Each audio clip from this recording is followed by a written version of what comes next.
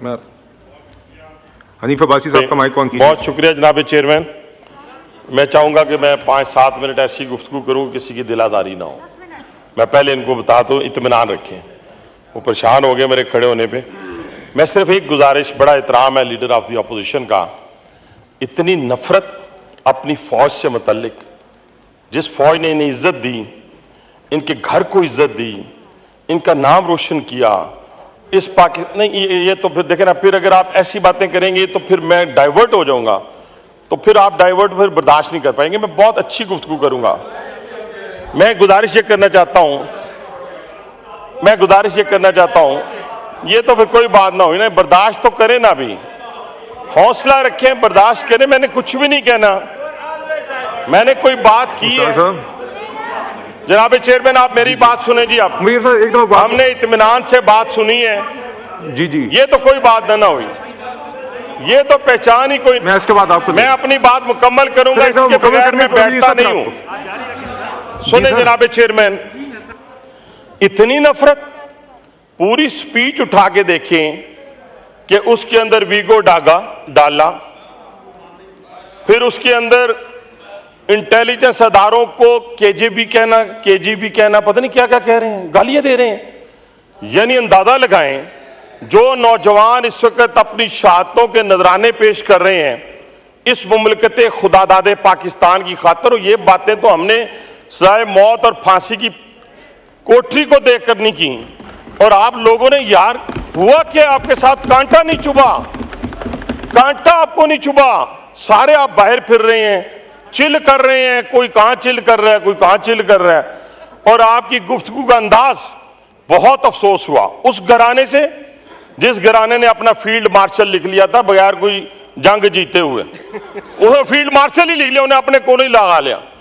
कहने से मुराद ये है कि उनको छोड़ दें, चले, हमें उस पर कोई इतराज नहीं है, लेकिन खुदा का खौफ करें।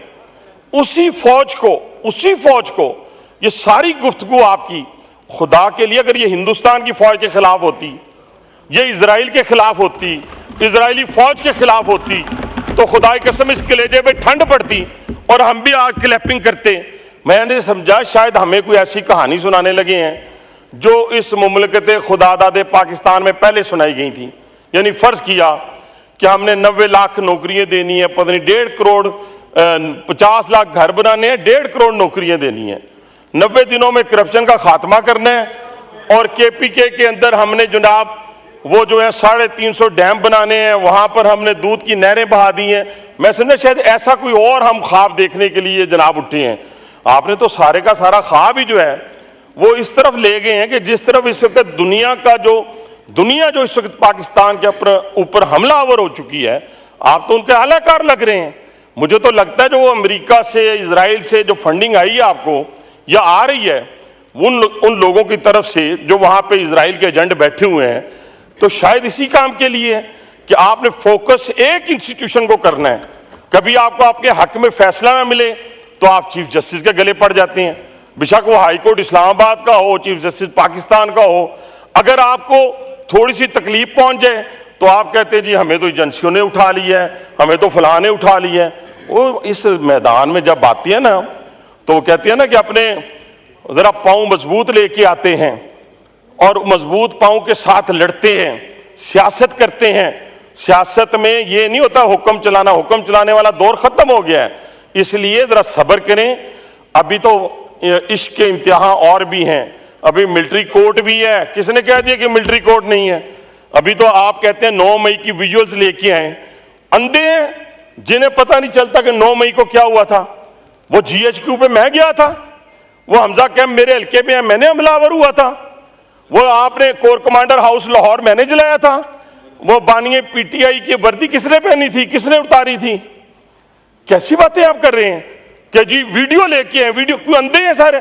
25 करोड़ अवाम अंधी है, पूरा मीडिया अंधा है, जज अंधे हैं या फिर कोई और अंधा है?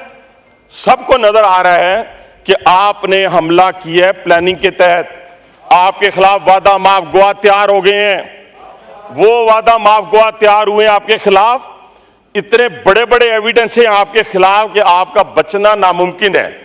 इसलिए आप उसके बचने की तदबीर करें। ना कि रोज आप गालियां निकालें आके। गालियां निकालने से आपको नुकसान होगा, फायदा नहीं होगा।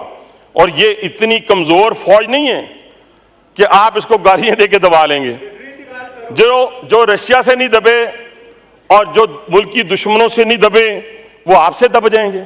आप तो हैं ही कुछ नहीं। आपको तो 1 साल से पड़ा हुआ है, 10 बंदे आपके पास आते नहीं है। 1 साल से पड़ा हुआ है बेचारा। वो खून की नहरें बहनी थी, बाहर आने थे 10 लाख अफराद, वो 20 लाख पता नहीं स्टूडेंट आने थे। और बांग्लादेश कौम है, वो कुर्बानी देना जानती है। आप बांग्लादेश की बंगालियों की मिसालें लेके बैठ जाते हैं। करें ना, निकले, किसी ने रोका आपको? जाके कोई एक आदमी, अच्छा जी तर्जुमान क्या कहता है? जिनको ये गालियां निकाल रहे हैं, इनका तर्जुमान रऊफ हसन कहता है, मैं नाम लेके कहता हूं। वो कहता है कि हमारे फौज से राब्ते हैं, कोई स्टैब्लिशमेंट ना कहा करें, हमारे फौज से राब्ते हैं, हमारे इंडिविजुअल के राब्ते हैं। ये जो कसम उठा के 99 डेज के अपना ये नाम लिखे हुए हैं अल्लाह मियाँ के, इसके नीचे 99 नामों के नीचे ये कहें कि इनके इंडिविजुअल के राब्ते नहीं है। किसके कहने पे इन्होंने जलसा मनसूख किया? किसके? ये कदम कदम बलाएं, ये सवाद कुए जाना, ये कदम कदम बलाएं, ये सवाद कुए जाना, जिन्हें जिंदगी हो प्यारी वो यहीं से लौट जाए। सीधी सी बात है। अभी भी मौका है आपको, अभी भी मौका है। माफी मांगे, मैं चलता हूं आपके साथ। प्राइम मिनिस्टर की जरूरत नहीं है, किसी की जरूरत नहीं है। मैं आपके साथ जाके माफी दिलाता हूं। अपने अपने अपने लोग हैं ना, जिन पे आपने चढ़ाई की है, जिनको आपने आग लगाई है और दुश्मन का कलेजा ठंडा किया है। आज की तकरीर भी लीडर ऑफ द अपोजिशन वो दुश्मन का कलेजा ठंडा किया है। इन्होंने उन शोहदा के वो जो वारिस हैं उनके कलेजे पे छुरी चलाई है। जनाब चेयरमैन, ये कैसे मुमकिन है? मुझे बताएं। उन लोगों पे ये जो खैबर पख्तूनख्वा का जिक्र करते हैं, ये जो बलूचिस्तान का जिक्र करते हैं, ये कोई रावलपिंडी में शहीद तो नहीं हो रहे, वो तो उन पहाड़ियों पे हो रहे हैं, बलूचिस्तान की पहाड़ियों पे हो रहे हैं। एक एक गाड़ी पे 1-1 हजार गोली लगती है और नौजवान कैप्टन शहीद होता है जिसका 6 माह का बच्चा होता है, वो भी किसी मां का बेटा है। आप क्यों भूल गए अपने इक्तदार की लालच में? आप क्यों भूल गए इक्तदार की हवस में कि आपको वजीर आजम बना दिया जाए तो सब ठीक, फिर तो हर चीज ठीक। अगर वजीर आजम नहीं बनना तो भाईजान वजीर आजम बनने के लिए जो बने थे वो फांसी भी चढ़े थे, वो जिला वतन भी हुए थे, उन्होंने कैदें भी काटी थी। तो इसलिए वजीर आजम बनने के लिए ये क्वालिफिकेशन है। आप जरा थोड़ा सा सब्र करें। आपकी रात लंबी है, बाकी तो अल्लाह जानता है, मैं अल्लाह मियाँ की बातें तो नहीं आपको बता सकता, लेकिन आपकी रात लंबी है। और इस लंबी रात में और लंबी दौड़ में जरा आराम आराम से चलें।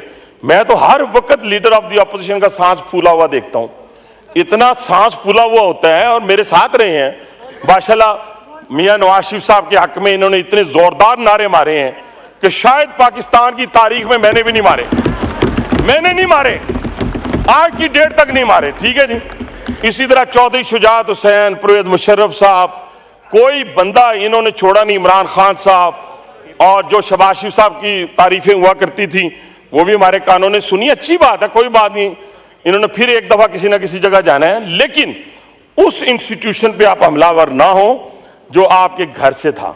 मैं आपसे सिर्फ यही रिक्वेस्ट करता हूं कि उनको कहते हैं ना, मैं फिर सुना देता हूं कि जब तक न जले दीप, सुन लें, जब तक न जले दीप शहीदों के लहू से, कहते हैं कि जन्नत में चरागा नहीं होता। ठीक है, जन्नत भी लेनी है तो उन्हें सहारा लेके लभेगी। तो मेरी गुजारिश आखिर में जनाब चेयरमैन यही है कि हम अपनी कमी कोताहियां जो हैं उनको कम से कम हम इंस्टीट्यूशन पर हमलावर होकर ना दूर करने की कोशिश करें। ले सजाएं भी लेना। अगर मैं फर्ज किया एक मिसाल देता हूं जी, आखिरी बानी पीटीआई को सजा हो जाती है मिलिट्री कोर्ट से, वैसे मैं एक मिसाल दे रहा हूं, मुझे नहीं पता अगर उन्हें 14 साल सजा हो जाती है, 25 साल कैद हो जाती है तो क्या करेंगे आप? मुल्क को आग लगा देंगे? कोई नहीं लगती आग, कैसे लगेगी? नहीं लगेगी। इसलिए लोगों के सामने वो पूरे मंजर होंगे 9 मई के, जिसमें रेडियो पाकिस्तान को आग लगाई गई थी, जिसमें उस जहाज को आग लगाई गई थी जिसने हिंदुस्तान पर हमलावर हुआ था, जिसने 8 जहाज जो है वो गिरा दिए थे। एक जहाज ने उसको जाके इन्होंने आग लगा दी, तोड़ दिया।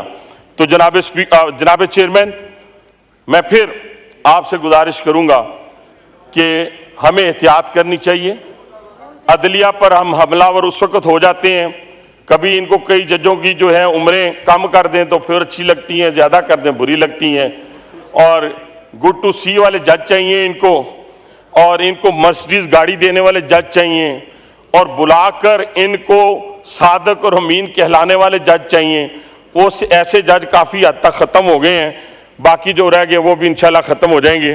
तो मेरी आपसे गुजारिश आखिर में बस यही है कि हमें एहतियात करनी चाहिए और बड़ी एहतियात से काम लें। अगर गुस्सा मजीद आए तो मुझे कोई इतराज़ नहीं है, उस पर कैरी ऑन रखें, keep it up. Thank you very much.